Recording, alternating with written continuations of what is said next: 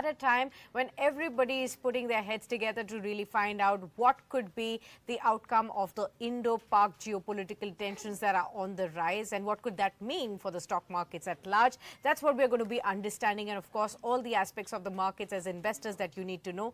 Let us put our hands together to welcome Gautam Shah, founder of Geopolitics Global Research now. He's now joining in on the program with us. Warm welcome to you, Gautam. Good to have you with us, and congratulations on this new defined firm that you have, which is a global research firm.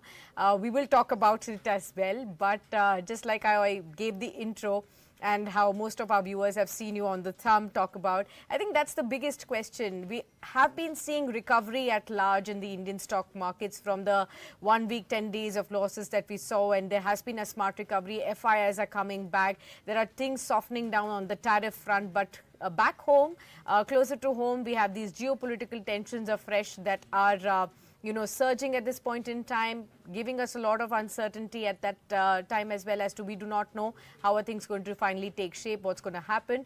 What do you think that Indian investors must know as they go on to invest in the Indian stock markets amidst these newfound uncertainties? Good afternoon, Sakshi, and thanks for having me. Well, I think the markets understand geopolitics best. I mean, in the last couple of years, you had some very important geopolitical developments, and everybody was scared how the world is going to shape up and how stock markets would shape up. We saw all of it happen with Middle East and Russia and China and the US involved. But I think at the end of the day, the markets actually was the best judge and told you that all was quite well. In fact, I've been seeing this for the last 22, 23 years. I still remember September 11, 2001. And 10 days after September 11, when the US decided that they need to attack, was the day the stock markets bottomed out. And so this has happened a few times in the last 20, 25 years. In the current situation, obviously, is extremely fluid. Nobody has a clue as to how this is going to shape up. This is a risk that we have been living with for a couple of decades now as a market participant.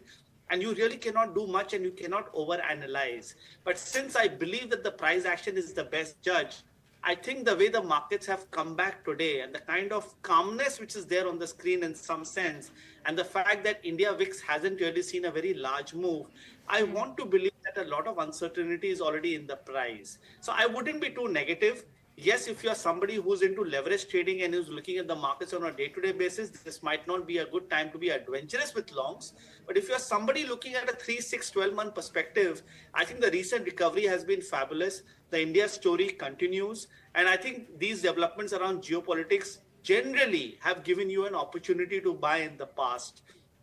Even if there is an adverse condition, I don't think it's going to be long drawn because the market will discount it really fast. So purely based on price action, I would be positive, I would be constructive. And I think this number of 23,800 on the Nifty is important. And I'm inclined to believe that you're going to see a lot more upside over the next 6 to 12 months.